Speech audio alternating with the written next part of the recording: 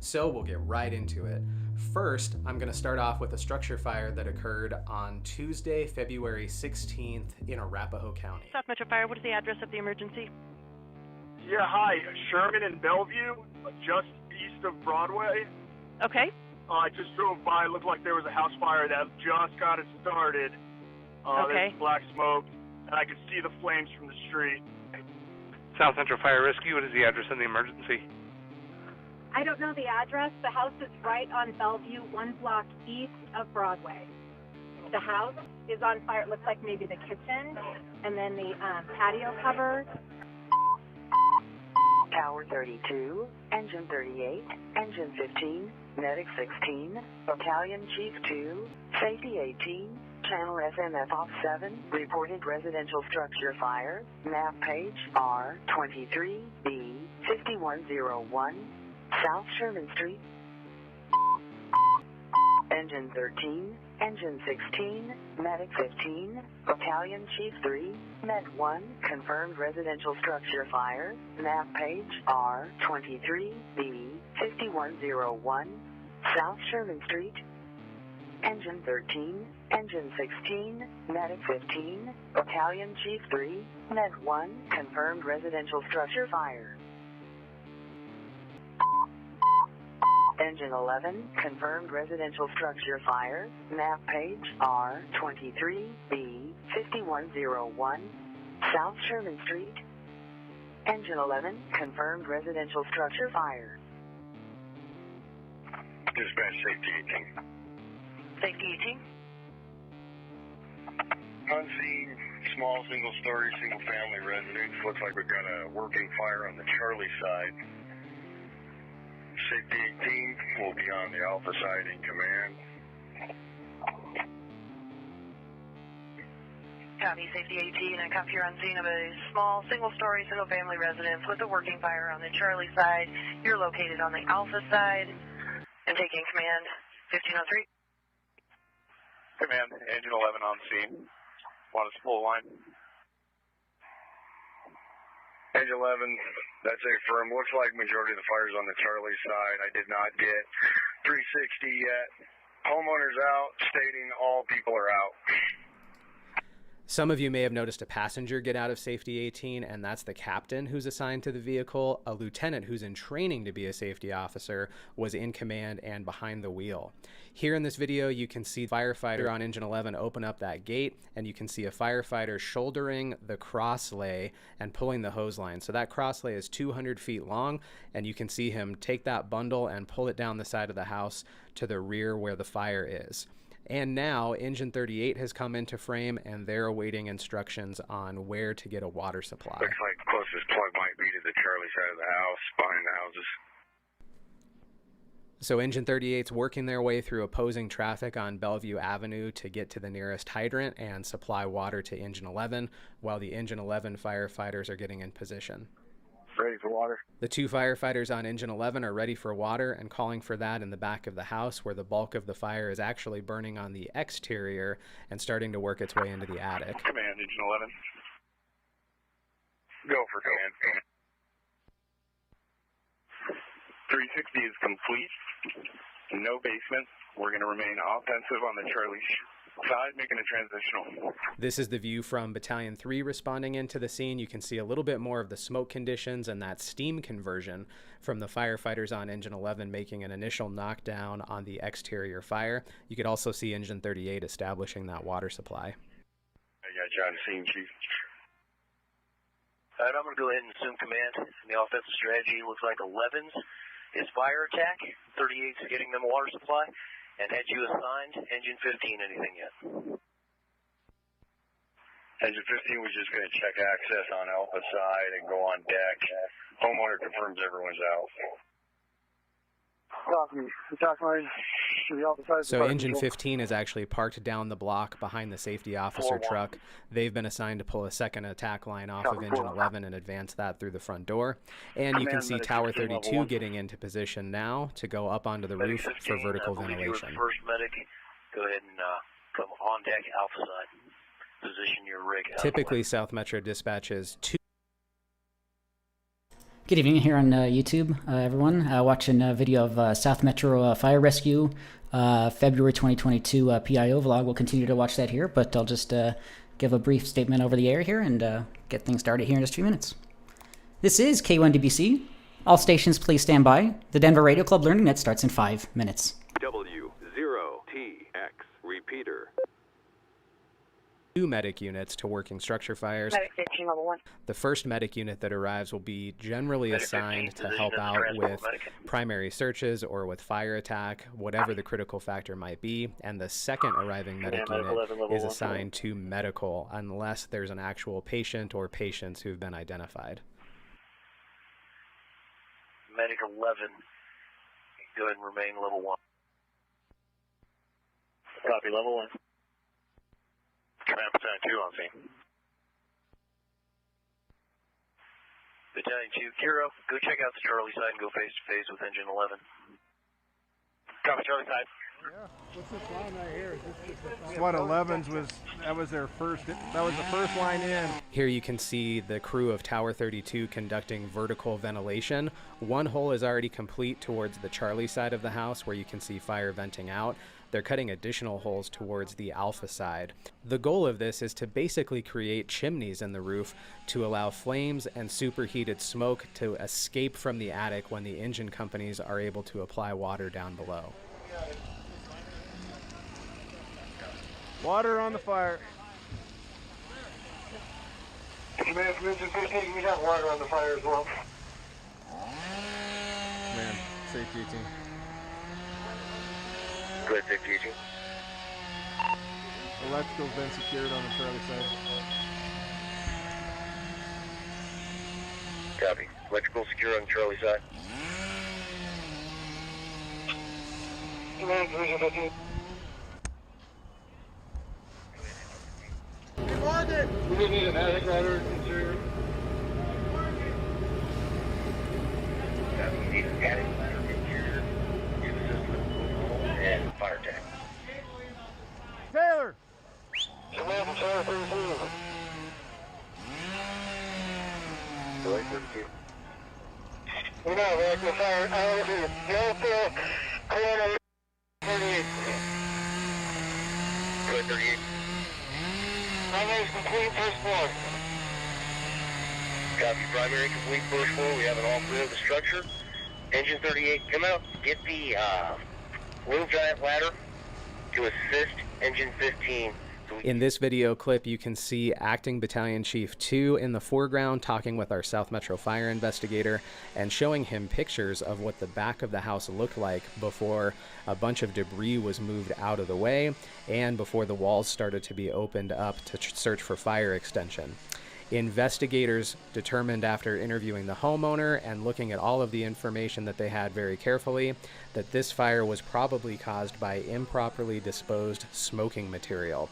And we see that a lot, both in potted plants where that material is actually organic and can burn, or into plastic containers or combustible containers where cigarette butts may sit and smolder and then ignite and catch the rest of the material on fire around them. Sometimes that includes patio furniture, and in this case, fire was able to get into the siding of the house and spread to the structure. So this cause was accidental. This incident serves as a reminder to everyone to be extra careful with things that are smoldering or hot when you're discarding them, like cigarettes or fireplace ashes. I know a lot of you have seen the PIO. All right, cool stuff there. Definitely check that out. I put a link in the chat there. This is, again, South Metro Fire Rescue. Their YouTube PIO presence. This was a 2022 February vlog, excuse me, and incident response there to a fire, as well as an update on their PIO position. So they have hired a new PIO, or they're in the process of hiring a new PIO person. And so, yeah, really cool stuff there. So let's get stuff started here. This is K1DBC. The DRC Learning Net will start in 1 minute. All stations please stand by while the repeaters are placed into net mode.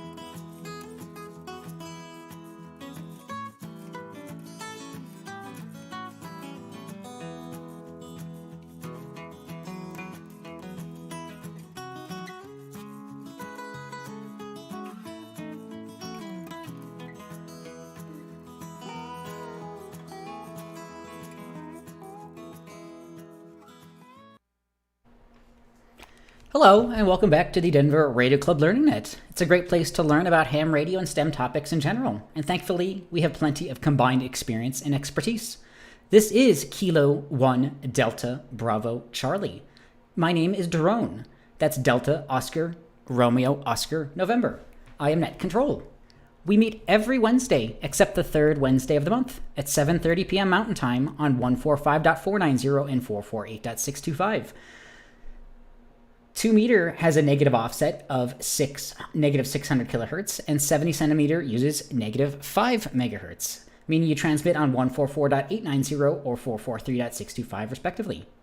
This net can be broken at any time for emergency or priority traffic by using the word break. Is there any emergency or priority traffic at this time?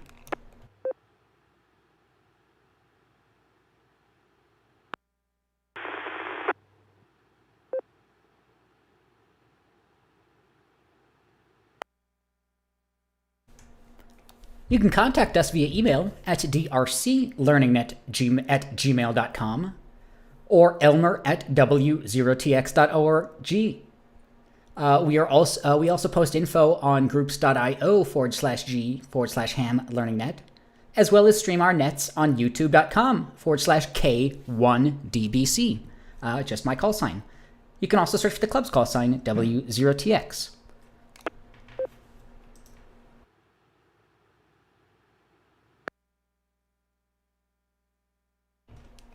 This is K1DBC Net Control. We will begin by inviting Elmers only to check in with or without traffic. All Elmers, please check in now.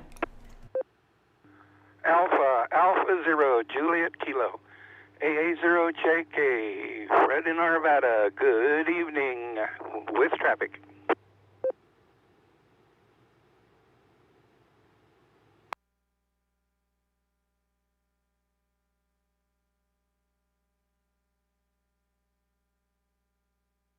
All right, that time we had AA0JK Fred with traffic. Thank you for checking in as an Elmer, as always. One more time, if you'd like to check in, if you have any sort of subject matter expertise and you want to voice that, that's a good way to do so. So if you want to check in as an Elmer, please do so now with your name, with the right traffic. All Elmers, please check in now.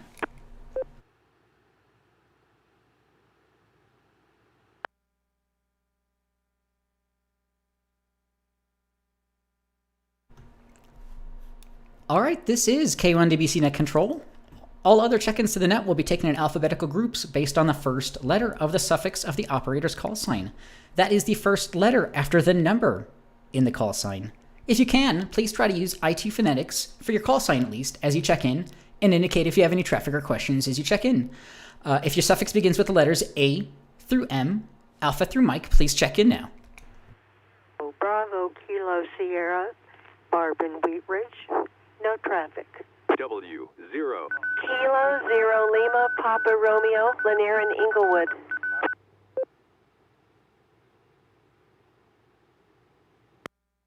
That is the first letter after the number.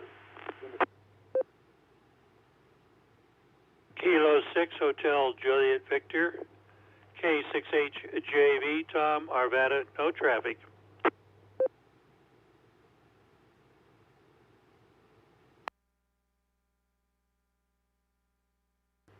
Kilo Foxtrot 0, Alpha Whiskey Charlie, Brian, Wheat Ridge, no traffic.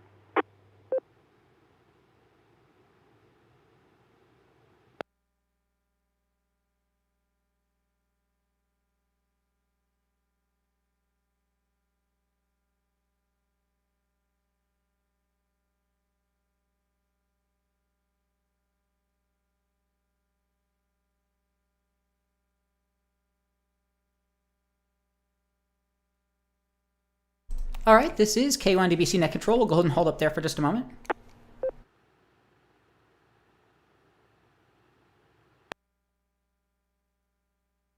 Net Control, I'd like to welcome knowledge phone check-ins. W0BKS Barb, K0LPR Linear, K6HJV Tom, and KF0AWC Brian. Thank you all so much for checking in.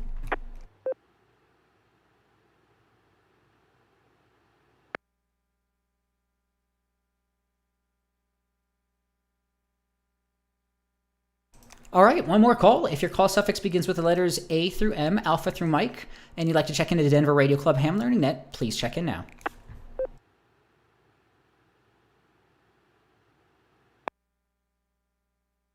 W0 Fox Charlie, Lone Tree with traffic.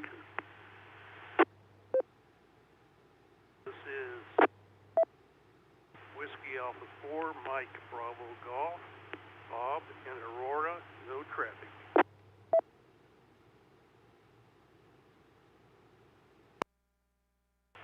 WD0CIV, WD0CIV, Charleston, Denver, no traffic.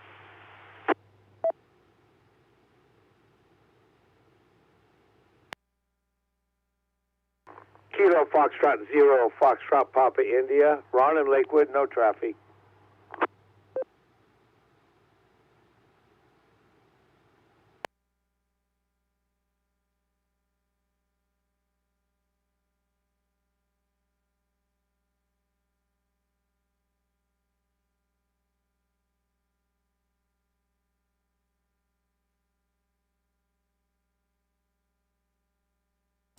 All right, this is K1DBC Net Control.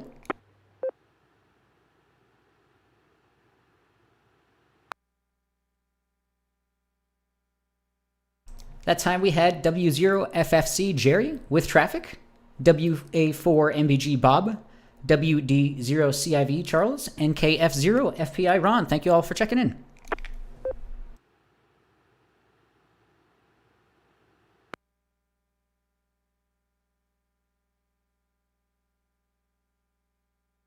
All right, this is K1DBC Net Control.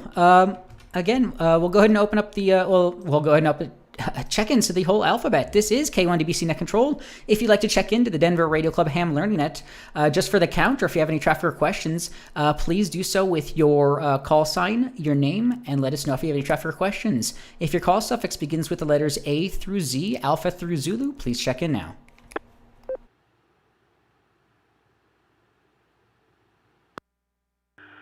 Kilo 0, Yankee Echo Sierra, Ken and Broomfield, no traffic.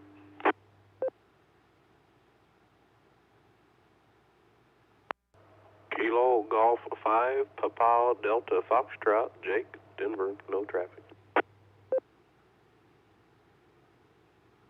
November 0, Tango Romeo Papa, Jim in Lakewood. Good evening.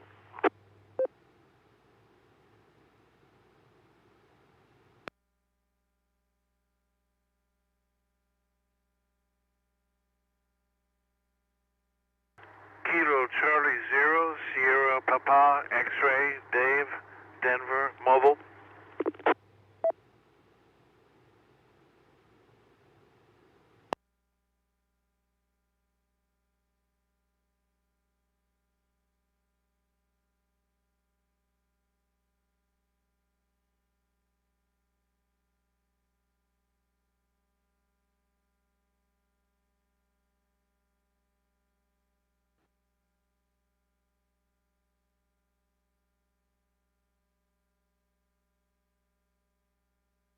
Papa, X-Ray.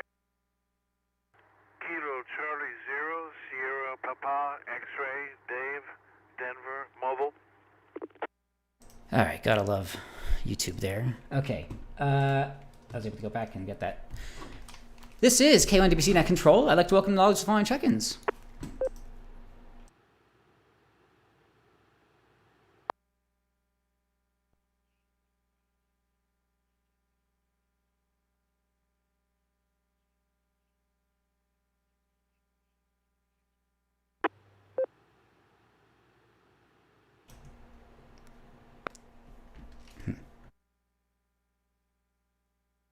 May have been muted for that last one, sorry. All right, this is K1DBC Net Control.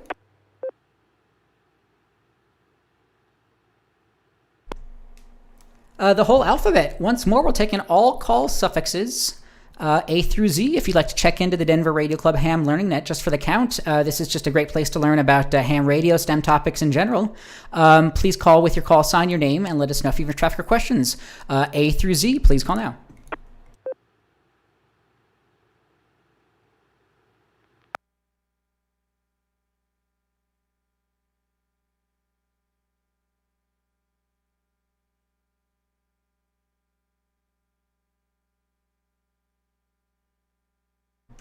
All right, this is K1 DBC Net Control. There's plenty of opportunities to check in. If there's a lull in the conversation, if no one's speaking, don't hesitate to check in at any given time. I'll take official check-ins throughout the net a few times at least. Again, we are streaming on youtube.com / my call sign, which is K1 DBC, Kilo 1 Delta Bravo Charlie. Don't hesitate to check that out for some behind the scenes, to maybe something extra context to what we're speaking about. With that, though, we'll throw it over to Fred. A0JK, the net is yours. Go ahead.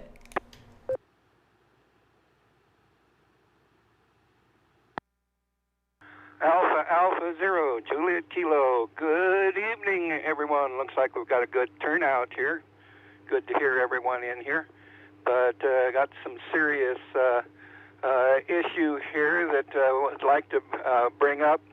And if you go to the ARRL's web page, their cover page here, you will note that that the Forestry Service is trying to slap a $1,400 communications fee for the use of their towers and facilities where the amateur radio repeaters are being used.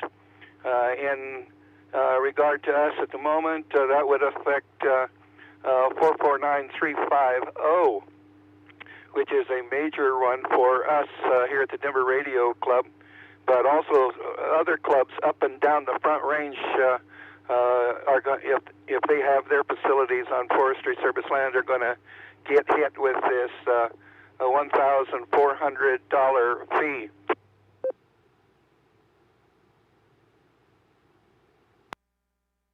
This is in addition to what we already pay.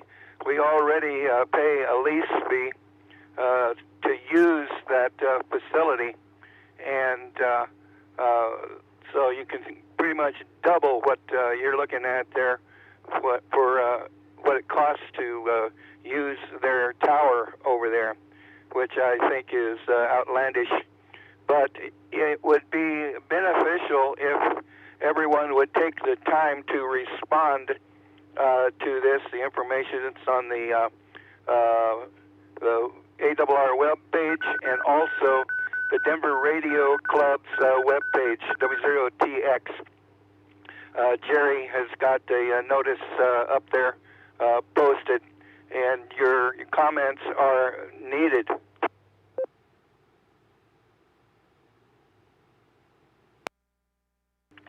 Also, I took a little bit of additional incentive and would highly recommend that everyone else do so also.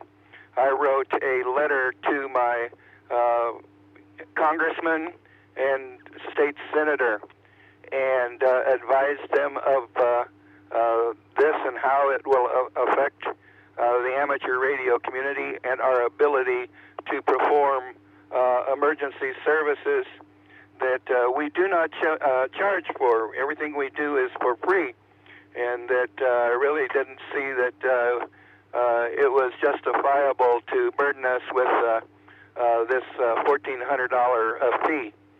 So I would highly encourage everyone to take the time to write a note to your local representative and your congressman to advise them of the burden that this would place on the amateur radio community and possibly the loss of our repeaters. With an additional $1,400 fee, we might not really be able to justify that expense and have to bring our repeaters down. So please make a note and respond to these allegations here of this fee that they plan on trying to put on us. They've tried to do this in the past. It got slapped down in the past. ARRL did a good job, but we need more than the ARRL. We need our locals. So that's it from here. AA0JK. Thank you.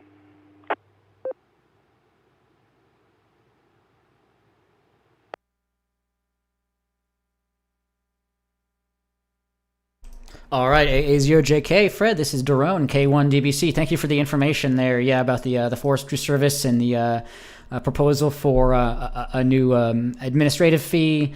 And very similar to other fees that have been proposed and will be implemented in the future for testing, at least. Similarly to that, definitely make your voice heard, not only the way that Fred mentioned as well, but previously, if you go to the regulations.gov, the article linked or website linked either on W0TX or on ARL for the that's where you can actually make a comment. You can probably just re-upload the ARL's comment PDF to that. So just make your voice heard. Add your own voice. But we don't want to lose any infrastructure. We not only lose things by not using it, but we lose things by I guess maybe they're realizing that that's infrastructure and whatnot, land that they could or whatever that they could use either way. So 449.350 is how that would affect us. ARL.org/news. The ARL seeks exemption from proposed US Forest Service communication facility fees. Period to be comment period to be reopened through March 31st. So you have until the end of this month to post a comment on the regulations.gov site. More information, W0TX.org, right at the top there as well. W0FFC with a comment. Yeah, W0FFC. Jerry, go ahead. I'm confused. Is the fee, do we use their towers, or is this just because we put something up on Forest Service land? What do they want to charge for? Comment.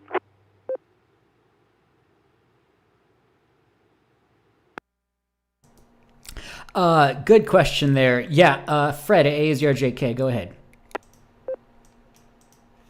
Yeah, AA0JK. Yes, we use their tower, their facilities, and naturally, you use power, electrical power there to run those repeaters. And so, the rent that we pay already, monthly fee that we pay already is more than adequate to offset any expenses. Here in the past, they have torn our antennas off of their tower and had some lame excuse for having removed it. And luckily, the club was able to get them to reinstall a new antenna up there and get us back on the air. But for some reason or other, they are persistent in wanting to get us out of there. They don't want us communicating on government land. But also, just another note, if you are going to be able to write to your representative, two things those people understand is money and numbers. Money and constituents. At the present time, the last figure I brought up for our state here is 1,533,357 ham radio operators.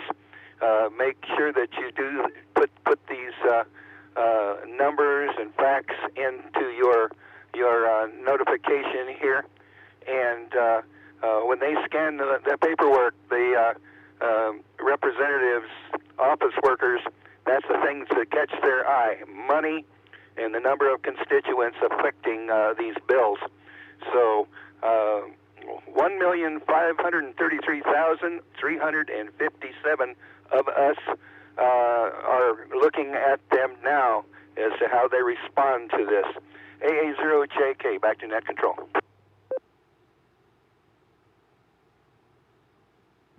PDF with a question. Go ahead. So, Fred, can you post somewhere the representatives that we should be writing to? In other words, who should be writing to? Is there somebody from the state? Is there somebody from the Forest Service, the Agriculture Department, who are, obviously we've got Bennett and Hickenlooper as our senators, who our representatives are?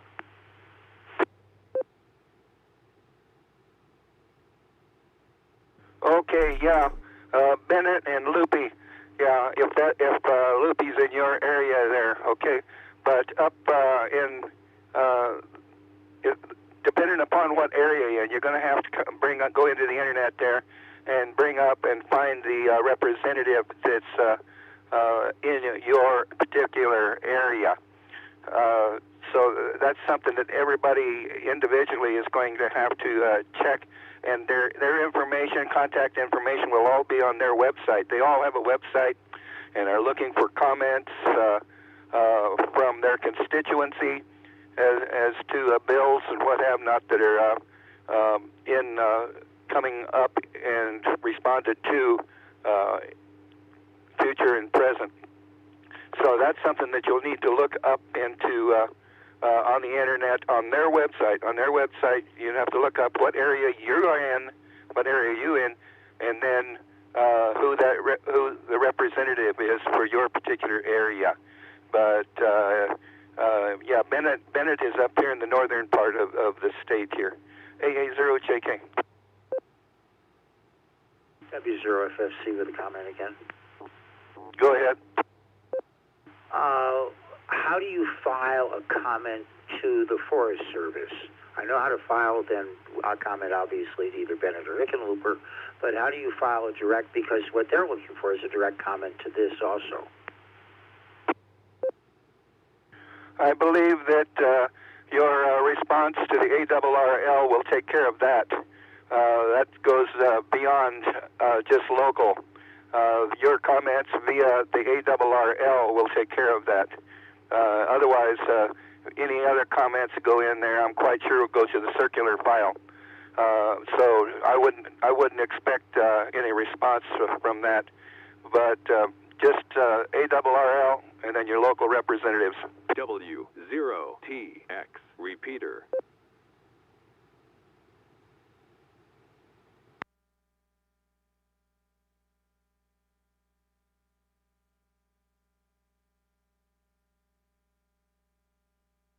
W0FFC again. Just as an additional comment, they do read the comments, okay, at least in healthcare, which is where I'm at, and they've filed multiple types of comments to these type of things. These things do get read, interestingly enough, so I'm not sure that it doesn't hurt, as long as it isn't just a form letter or just copying what the ARRL has to say. So if you have other things to say besides or reinforce what the ARRL says, that stuff does get read too.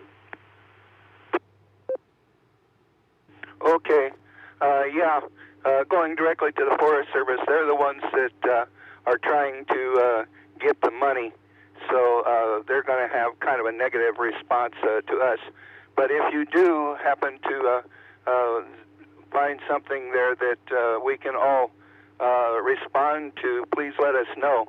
And like I mentioned before, the only thing those people understand is money and numbers, the number of people that it will affect. So in your comments, make sure that you let them know how many of us out here are actually going to be affected by this bill. AA0JK. Question? Go ahead. All right, this is KC0SPX Mobile. Just was wondering how often that 1,400 fee, is it a one-time fee or an annual fee or monthly or what? It is annual. That is an annual fee. So that's an additional over $100 a month. We can't afford this kind of fee. We already pay rent to those people for the use of the tower and putting our equipment there, and this additional $1,400 a year. $1,400 a year addition is confiscatory. We can't afford it. We really can't afford it, and I would really hate to see us have to remove our repeaters. Thank you very much. I'm from Colorado Springs, and I'm a member of several ham clubs down there, and we're having issues too, similar, but I know what you're talking about. Thank you very much for the information. I'll be talking to some of my clubs down there about it. K20 SPX Mobile, thank you. Excellent, excellent. The wider spread we can get this information out, and the more people we can get to respond to it, the better. So thank you very much. Get the word out, and let's see if we can't squelch this constant confiscatory fees that are being placed on us. After all, we do not make a profit of any kind. We are strictly volunteer and provide services to our local areas and communities for free. We give our time, we give our equipment, and we shouldn't be getting charged for this. AA0JK. TRP with a comment. All right, this is K1 DBC Net Control. Comment. All right, we had a few things in there. Good information here, Fred. Let me drop here for just a moment. Who had the comment? I think that was N0TRP. This is K1DBC. I think that was N0TRP. And then I think there was also a KG5 PDF in there. So give me a second here. Okay, you doubled with them there, Daron.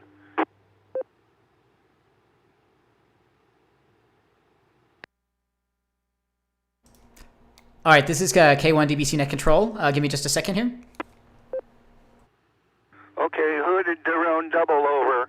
Who had the comment? Please come again. N0TRP. Go ahead.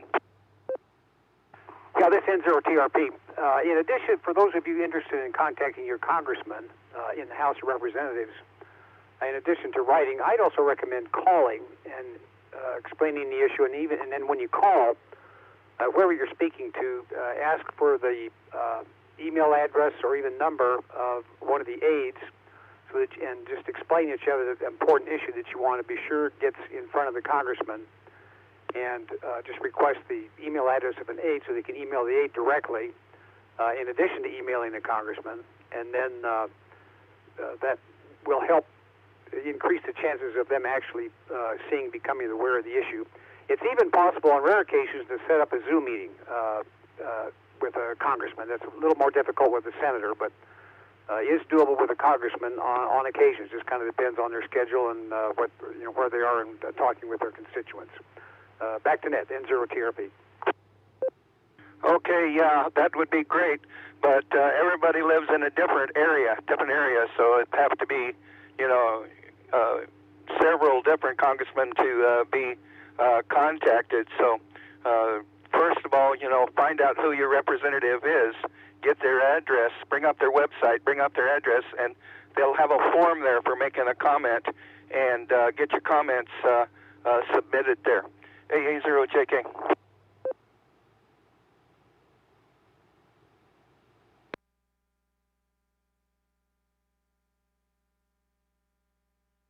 All right, this is K1 DBC Net Control.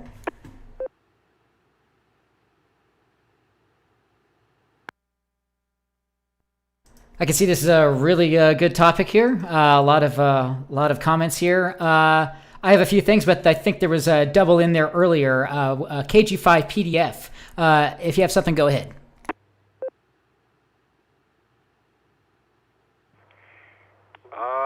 I didn't double, but just letting it fly there. Yeah, a lot of good comments. Fred, do you know, is this $1,400 administration fee? Is that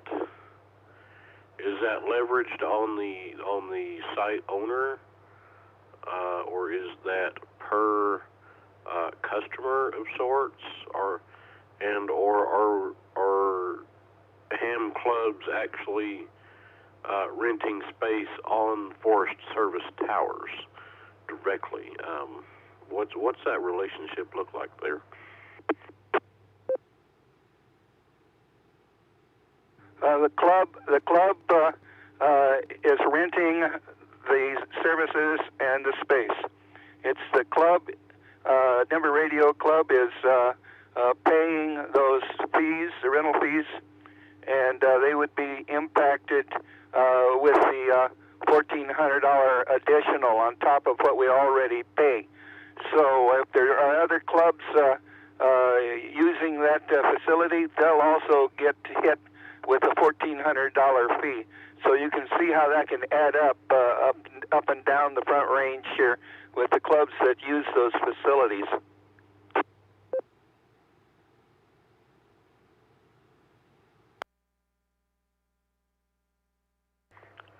Roger.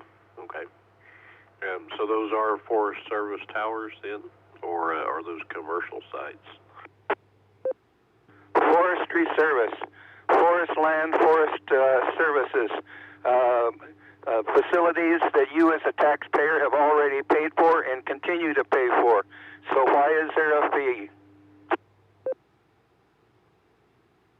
Roger. Thank you.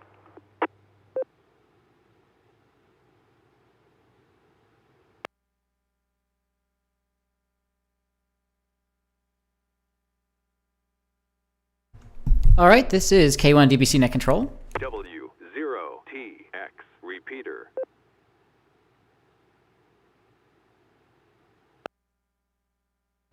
Let me make sure I'm not doubling here. Let me drop once more.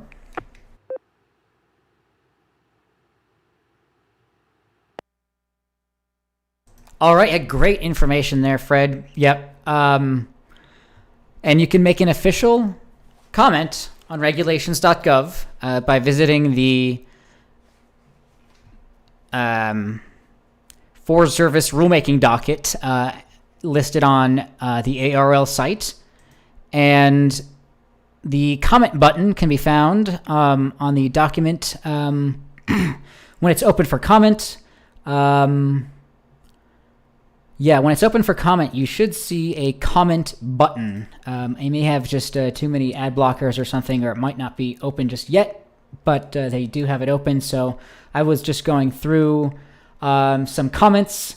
There was a lot that wasn't just boilerplate copied from the ARL comment. Let me drop here once more again.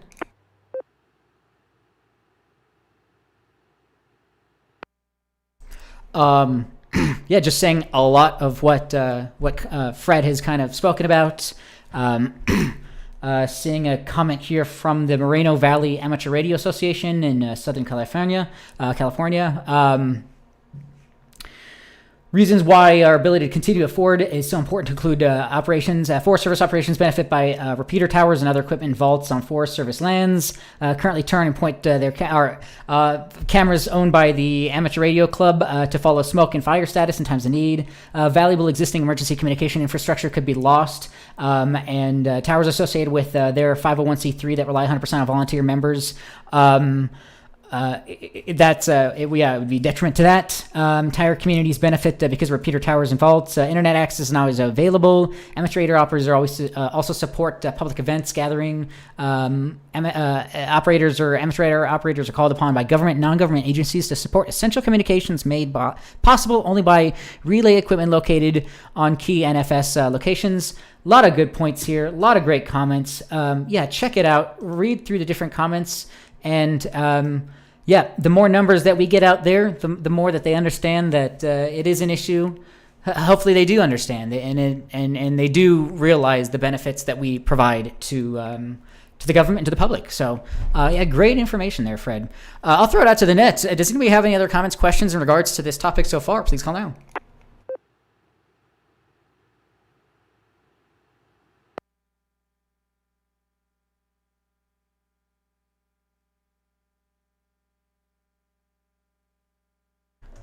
All right, this is K1 DBC Net Control. I'll go ahead and take this time to take further check-ins, actually. If you've just tuned in and you'd like to check in, this is the Denver Radio Club Ham Learning Net. Great place to learn about ham radio, STEM topics, is what we were talking about there. Very related is Forest Service land operations, things like that. So a lot of tendrils, a lot of things that this hobby covers. So if you'd like to check in, please do so with your call sign, your name, and let us know if you have any traffic or questions. Please call now. Kilo Echo 0, November Romeo Echo, Jim in Littleton. no traffic. Kilo 0, Lima Alpha India, K0 LEI, Larry in Lakewood.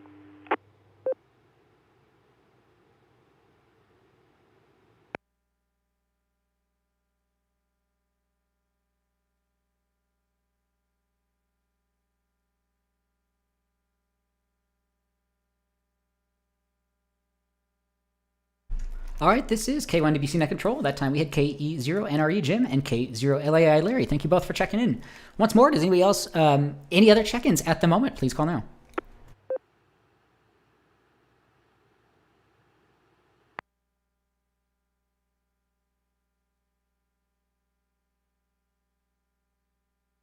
Tell me how to pronounce this, Mount Mesta-Ihe, formerly known as Squaw. All right, this is K1DBC Net Control. Again, I am streaming on youtube.com/my call sign, which is K1DBC. Just youtube.com/K1DBC. If you want to check that out, you're more than happy to. Some behind the scenes. If you're not an amateur radio operator, you can always check in online there. Just looking at a photo of from the RMRL, Rocky Mountain Radio League, their photo from their Squaw Mountain repeater, now known as Mount Mesta. That was a terrible pronunciation. So interesting. But yeah, I'd love to have some more, visibility into our repeaters and repeater sites and what they look like and things like that. So great topics. Great conversation there. So this is Daron K1DBC Net Control. I'll throw it over to Jerry W0FFC with traffic. The net is yours. Go ahead. W0FFC. So I have a bunch of questions, but I'll start with the first one. I have a good friend of mine who we were talking the other day. Just a second. I have a good friend of mine who was calling the other day and said, I'm interested in getting into ham radio. And I'm thinking to myself, what do I tell him? How does he go? He's not local. He lives in Baltimore. Where do I send him? What do I do? Comment.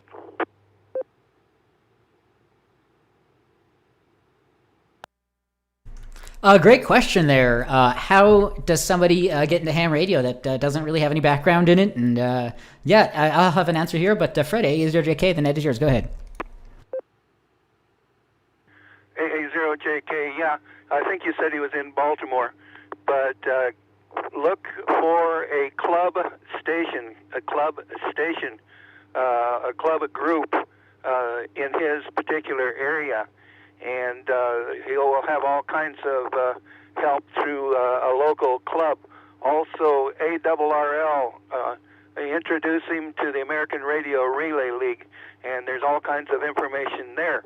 And if he wants to email us here locally, Elmer at W0.org,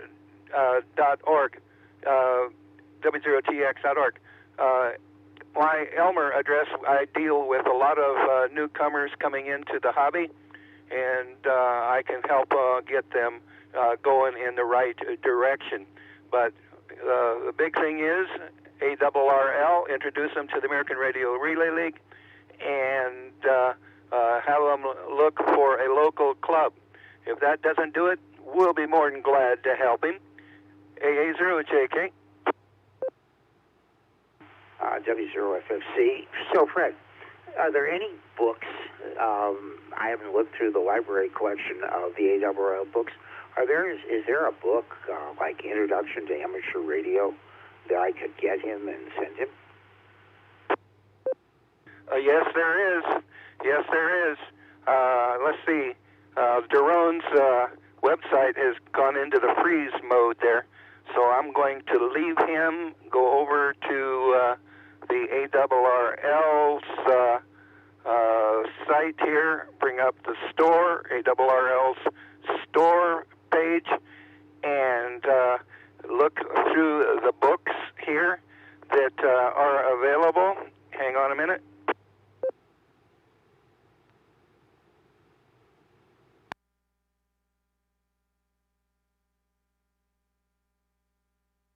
We have specific books here if I can get it to come up.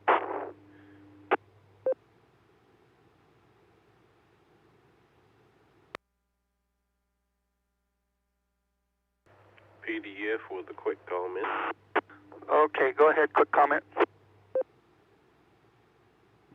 If you find a technician's manual handbook at the Swap Fest or used, that's a real good piece too, especially if your friend is technically inclined at all. Lots of good stuff in there in that respect. W0T KG5 PDF. Back to net.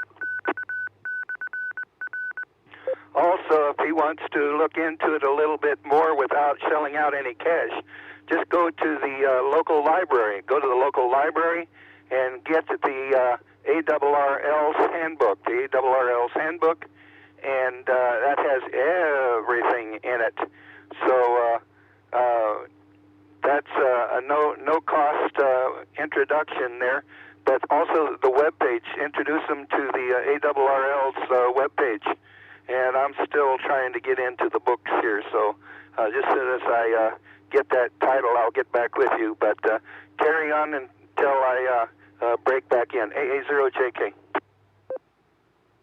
Thanks, Fred. I'm in the page that says beginners and new hams.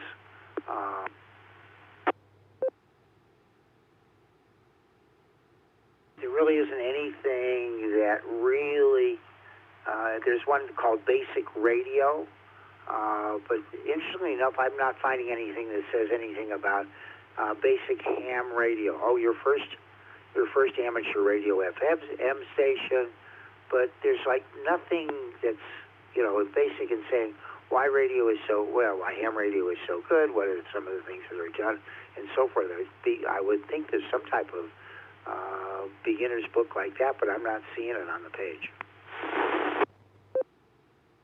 Okay, yeah, I see what you're looking at here. Not all of their publications seem to want to come up here all at once. I know I've seen some publications that are pretty close to what we look for, but if just go to the library and check out a ARRL manual, and right from the very beginning chapters of the first chapter in that book will kind of give you some direction there as to what all is available to you in the hobby. So if I stumble on finally here to where that publication was that I was thinking about in the back of my mind, I'll get back with y'all. AA0JK.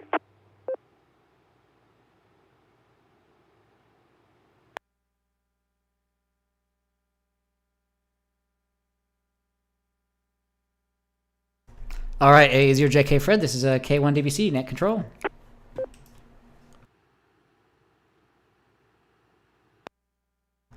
Great question there, W0FFC Jerry. Yeah, glad to hear that. We can always use more people, and yeah, glad to hear the more interest in that. So yeah, it looks like they may have updated their website, the ARL.org store, slightly.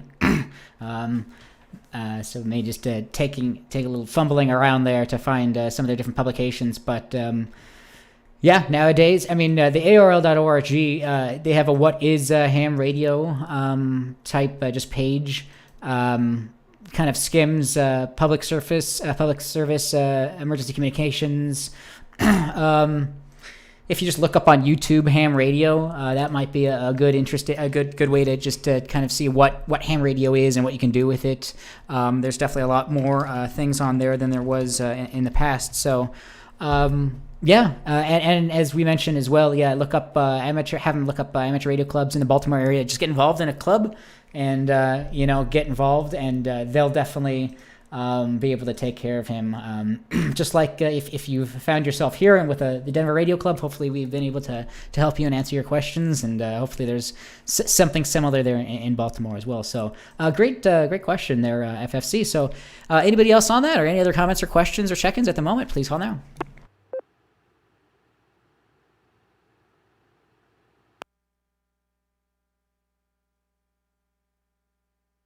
W0FFC with another comment. as I'm thumbing through my Google search, I found that there's at least 3 videos. What is ham radio?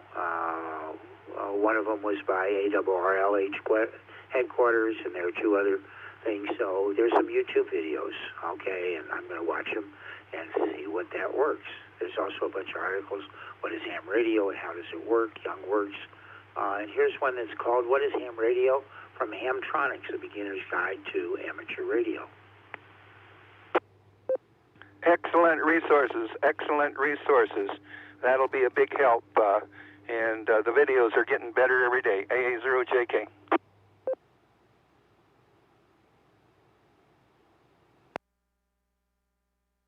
Also known as ham radio, is a popular service and hobby that enables so many activities from public. All right, this is K1DBC Net Control. Yeah, a lot of options out there. ARL, a lot of stuff out there. So, yeah, great question. And yeah, don't ever hesitate to nudge your friends a little bit, nudge your colleagues or whomever it may be. If they have any interest in electronics, you know, they would have a real blast in this sort of hobby. So, very cool. Once more, anyone else? Any other comments, questions, check-ins, anything else for the moment? Please call now.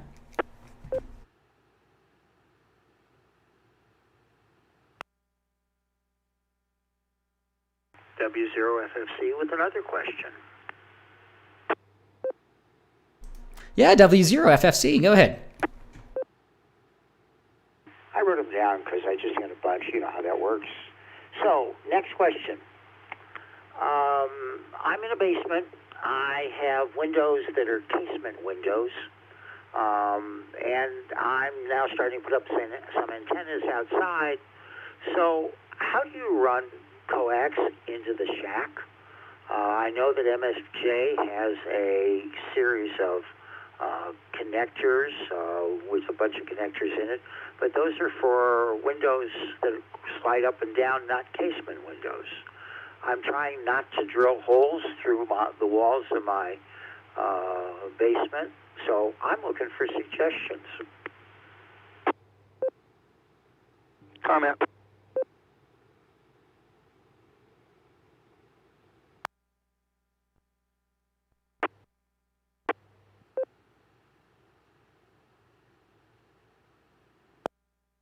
All right, great question there. Casement window is attached to a frame by one or more hinges at the side, used singly or in pairs with a common frame. Not sure on that one for myself. A0JK Fred, go ahead.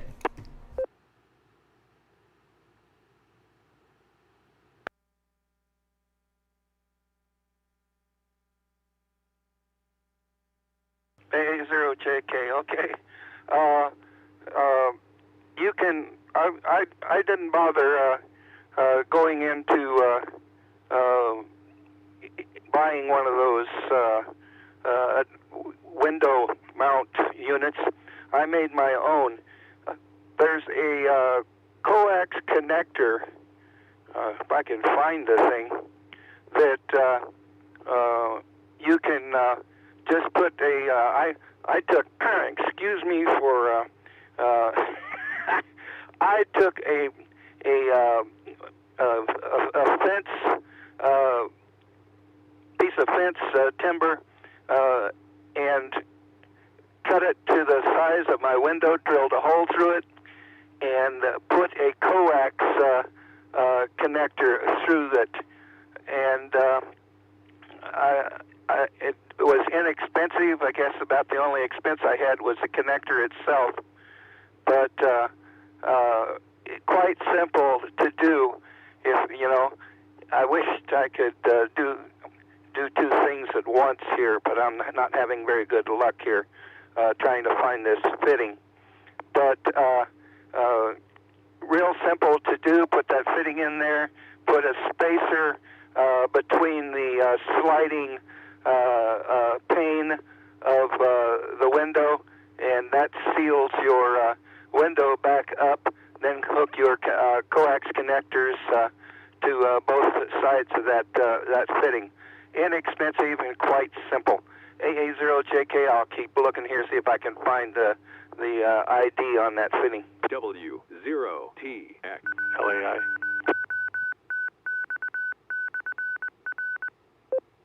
Larry, go ahead.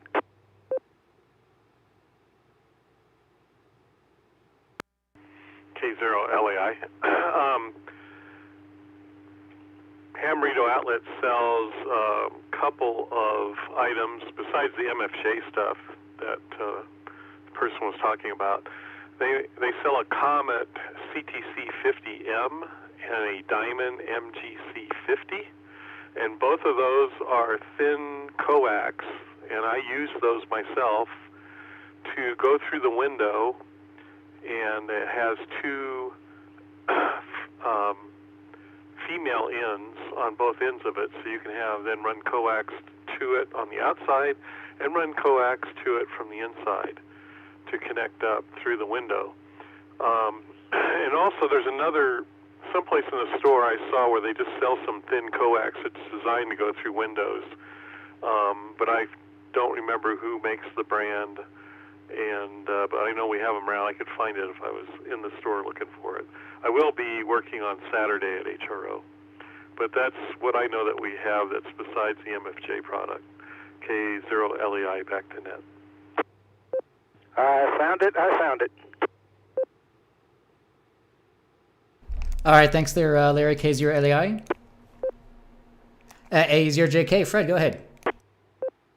Yes, let's see, it's $6.99, $7, and they got two different prices here, so I'm confused. Anyhow, I digress.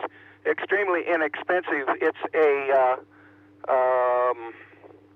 SO239, a bulkhead coax connector. That's what I used. I put that just into a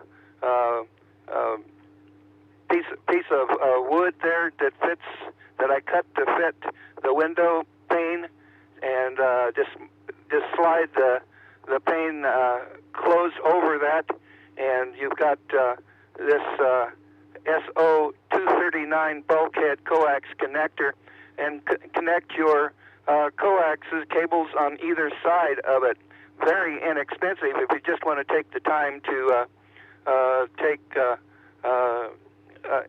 little bit of hands-on there to fabricate this, but just drill a hole in a little piece of wood that it'll fit in your window pane and insert this. I've got several antennas coming in and out of the shack here in this particular configuration, including my grounds and what have you, and it's cost me practically next to nothing. AA0JK. LAI. See you with a question.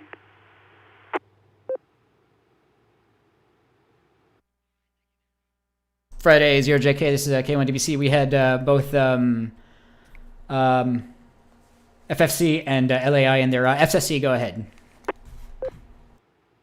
Fred, can you possibly take a picture of what you've got and send it to me? I'm also curious how thick the piece of wood is that you put in the casement window. Well, that depends upon your casement of your window. Thin piece of plywood, or I just took a leftover fence picket that I had left over when I did some fence work, and I just cut it to length, and I actually did a rip up the one side of it to where it actually dovetailed into the window frame, and it's nice and snug. It seals up quite nicely, and then I just drilled the appropriate holes in that to accommodate the SO239 bulkhead connectors. I didn't hear you say fence posts. When I was thinking about fence posts, I was thinking of like a 2x2 or a 4x4. And I'm saying, wow, okay, but a little fence post that's a little bit thin makes sense. Yeah, just leftover pickets that I had left over. I cut them down to length, and then I ripped an edge in the side of it there to accommodate the window frame, and it has worked many moons quite well, and doesn't cost anything hardly. AA0JK.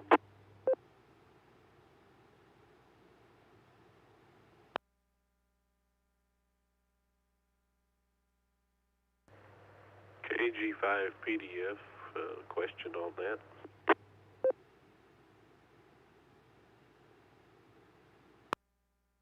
All right, good information there. Real quick, we'll go to LAI and we'll come back to PDF. So KZ or LAI, go ahead.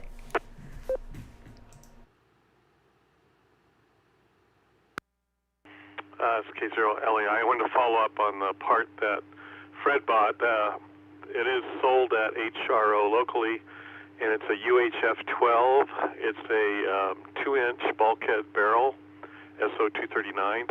We also sell a 4-inch long, which is a UG Uniform Golf 3634, and we have a 6-inch, which is Uniform Golf 3636.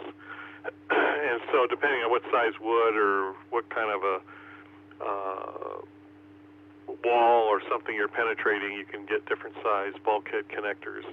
And they all have the SO239 on both ends. So I think Fred probably got what we call UHF 12, and it's $6.99. K0LAI, back to net. Comment. All right, thanks there for the follow-up there, LAI, the UHF 12 SO239 connector. I'll come back to you here in just a second, Fred. A0JK, KG5 PDF, go ahead.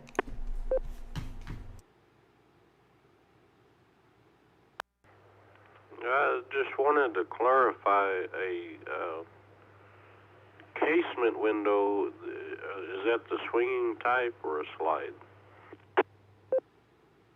It's the sliding type. Okay, very good. I was thinking that was a swing type.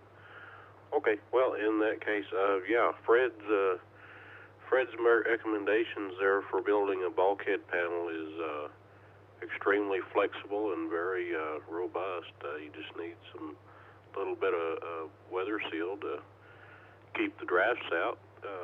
But I do personally have one of those.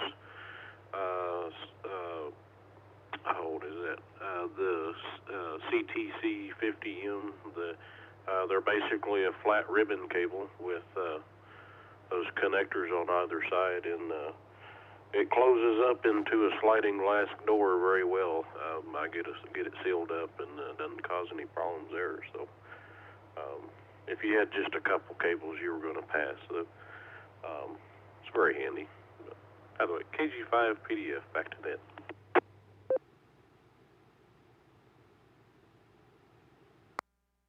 All right, perfect there, KG5 PDF. Yeah, thanks. Yeah, now as Larry mentioned as well, yeah, this is another option too. Yeah, interesting to hear. Good follow-up on that PDF.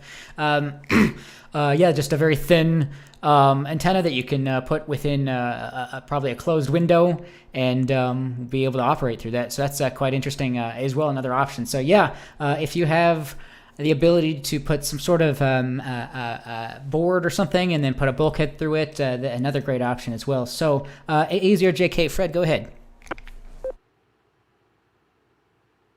AA0JK, yeah, and be advised, anytime you put wire through a metal casing, you're going to be short circuiting some of your RF. And the comment that I wanted to make was plexiglass, a piece of plexiglass in there. And also, if you wanted to really get fancy, take that pane down to where they replace glass and have the glass replaced with plexiglass. And with the plexiglass, drill a hole to accommodate your 239 connector. That's something I've been toying idea with, and remove the wood from it. But replace that pane with a piece of plexiglass and install my 239s in that. Anyhow, there is just no end to the ways that we can get that RF out and about. AA0JK. TRP with a comment. All right, good follow-up there, A0JK. N0TRP, go ahead.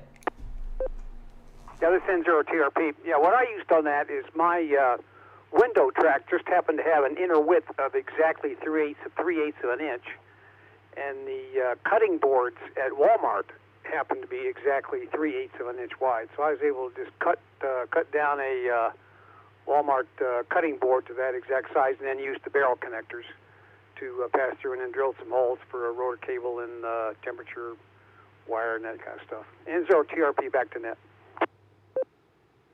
Yes, indeed. Harbor Freight also have those. They're very cheap, inexpensive. Cut that down and put it in there, and you're in business. AA0JK, thank you.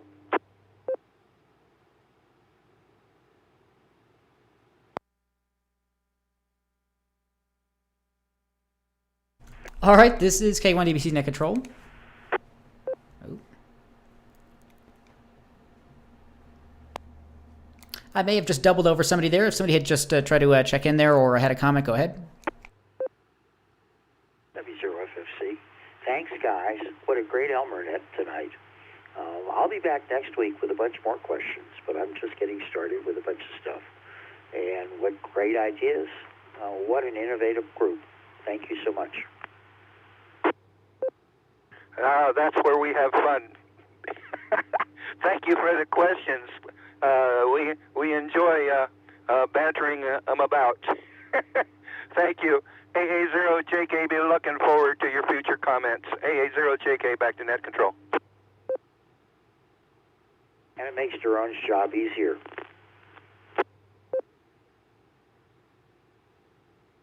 Yes, it does.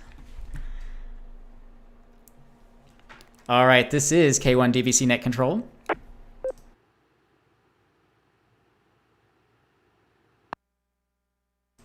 We're nearing just the end of the stream, or the net, but there's no hard stop here. So I'll take this opportunity. I probably can throw out a couple of stories here, but we'll probably have another 10, 15 minutes or so. But does anybody have their comments, questions, check-ins, anything else so far for this evening's net? Please call now.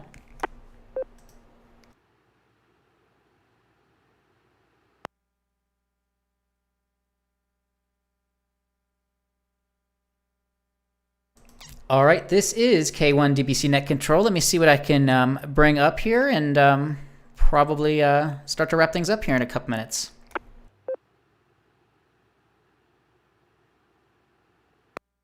A KG5 PDF with a topic of interest. Yeah, KG5 PDF. Go ahead. Just wanted to... thought it would be worthwhile mentioning that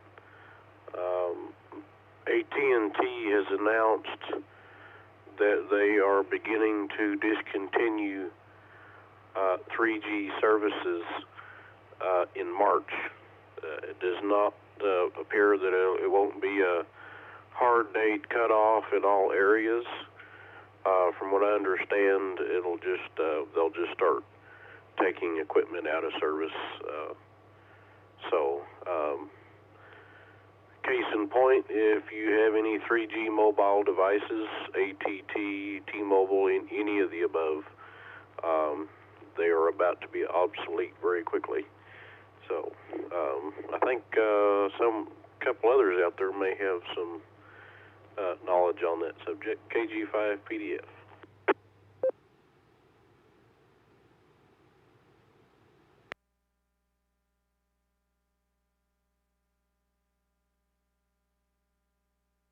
All right, KG5 PDF. Yeah, interesting information there. This is Daron, K1DBC Net Control. Yeah, I definitely can bring up some things on that. Let me drop here for a moment.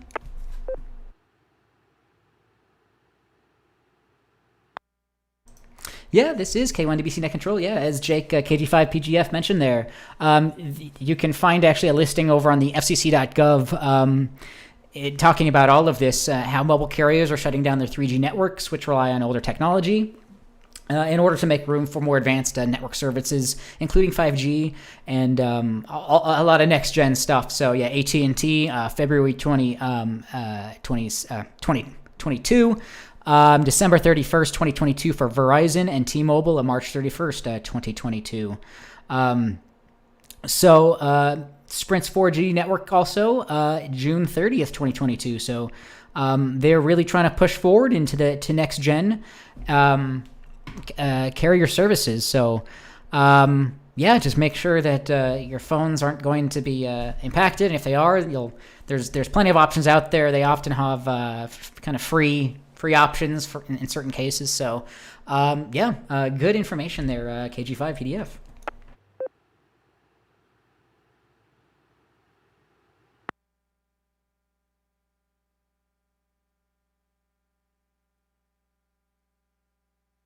All right, this is K1DBC Net Control. Yeah, the ever-evolving consumer side of radio communications. More and more towers are being put up. A lot denser density is required for 5G, so a lot more are being put up, but they're being put up in less obtrusive ways than in the past, so you may not see them. Better coverage, better bandwidth, just all around, better for the mobile wireless infrastructure for the United States. So, who knows what we'll see 10, 15 years down the line.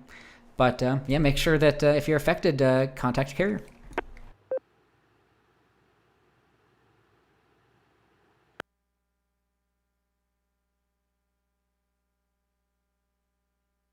All right, this is K1DBC Net Control. Does anybody else have any other comments, questions, anything in regards to what we've spoken about so far? Anything else? Any check-ins? Anything else so far for this evening's net? Please call now.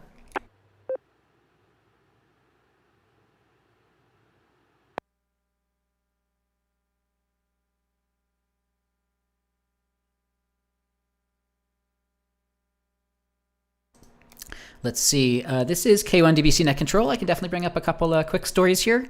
But if anybody else has any other comments, questions, check-ins, anything else so far for this evening's net, please call now.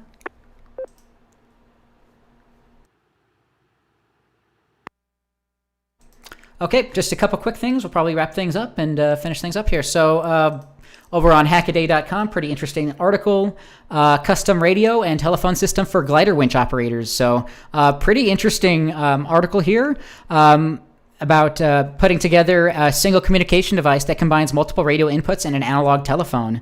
Main interface is a sturdy headset that dampens noise significantly. A headset connected to a cabinet contains several modules, an analog telephone line, an aircraft radio receiver, PMR handheld, and a music source. So pretty interesting build here to combine all those in a glider situation. So yeah, pretty interesting stuff there.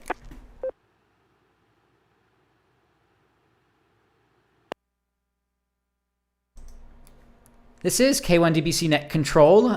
Maybe one other story here, real quick. Let me drop here for a moment.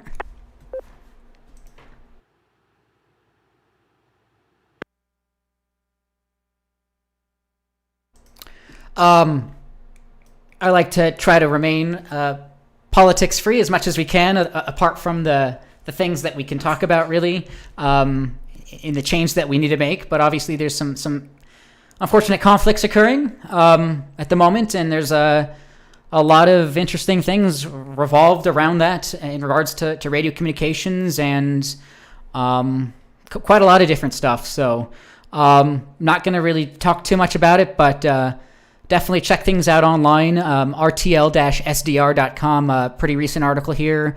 Radio-related news occurring in related to this conflict here. So, we have friends on all sides. Electronics and radio have no bounds. And I only hope that some good can come out of this eventually. And I just hope that things are well for everyone out there. But a lot of interesting news on that. So RTL-SDR.com for some radio-related things.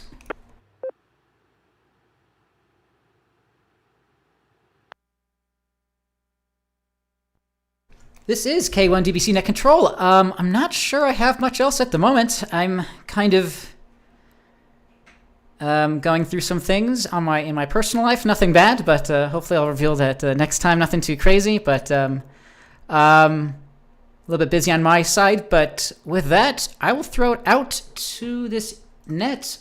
Does anybody else have any other This will be the second to final call. Any other last-minute comments, questions, check-ins, anything else you'd like to bring up for this evening's net, please call now.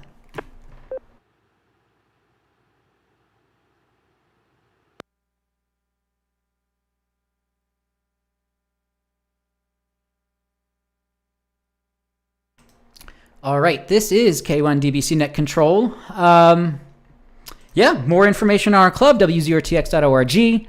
Next meeting is going to be March 16th, High Def Digital Amateur TV. So this is going to be awesome. W0BTV, presented by Jim. K6HTV, amateur TV hams today are transmitting full broadcast quality, high def. So they'll be presenting that. So check that out. Let's see. I'll throw it out to the net. This will be the final call. Any last minute check-ins, comments, questions, anything else? Please call now.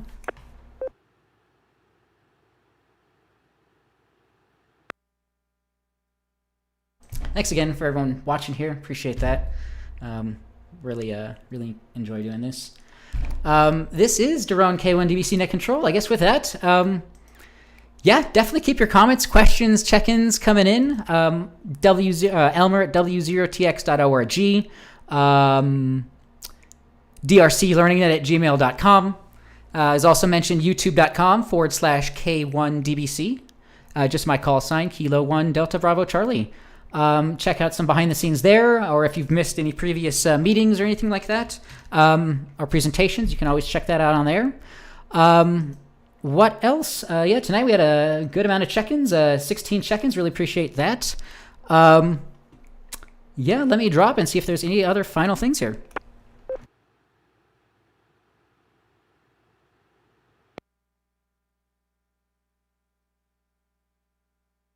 All right, perfect. I don't have anything else. Yeah, appreciate everyone checking on YouTube. Appreciate that. Checking in over the air. A lot of new names, new call signs. Really appreciate hearing that. Hopefully everyone is doing well. And again, our upcoming meeting is going to be March. I just closed it. Why did I do that? Let me drop.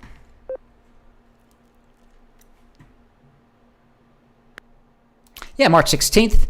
A couple weeks from now. More information, W0TX.org. It takes place online. Check that out. Everyone is welcome to that. So with that, this is K1DBC. Pleasure to be doing this. Don't hesitate to jump in. Everyone is welcome. So this is K1DBC 7.3. I will go ahead and place the repeaters into normal mode.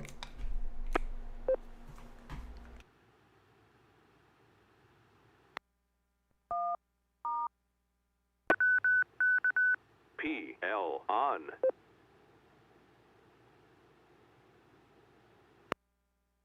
All right, this is K1DBC, again, 7.3. Join us next week for the next Learning Net, 7.3, and I am clear.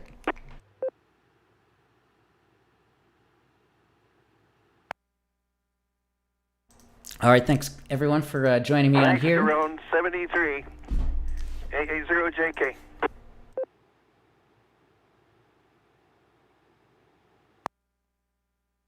Play just a quick couple-minute video to take us out here. Appreciate everyone being on here. Let me see if I can bring this up without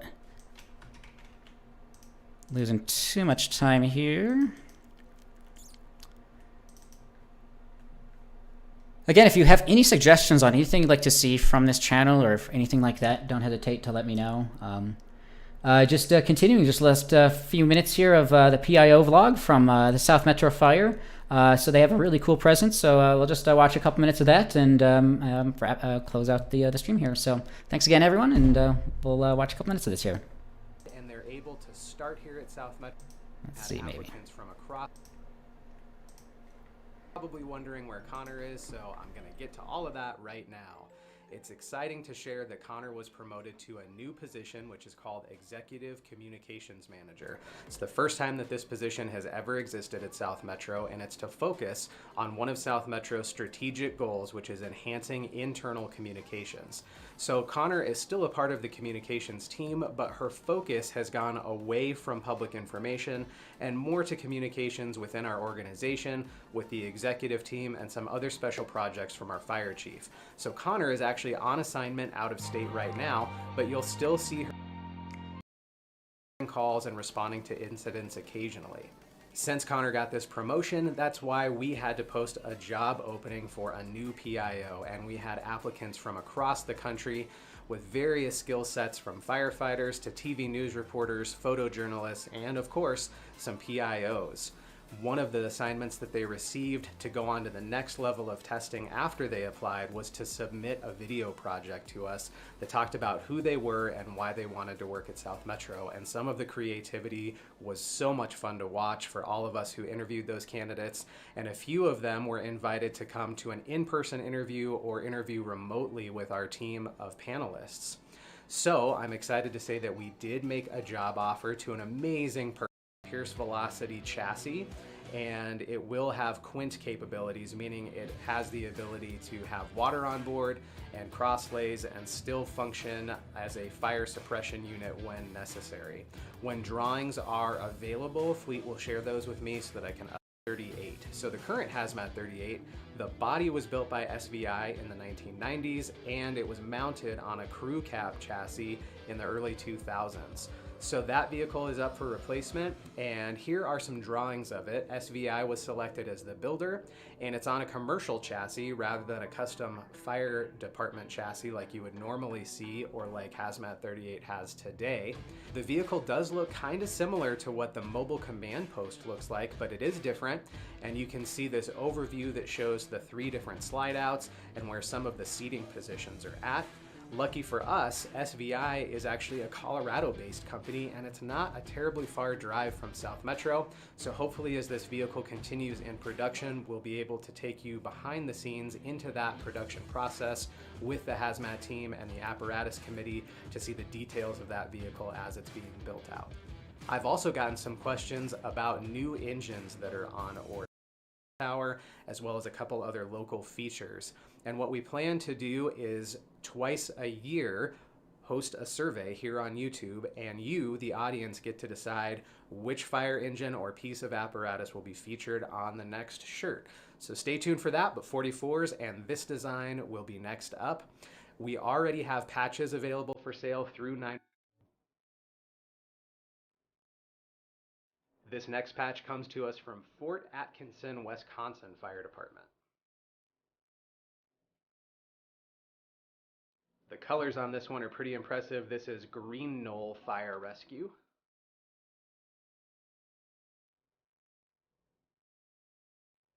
These 2 patches come to us from Indiana. This one is New Haven Adams Township Fire Rescue.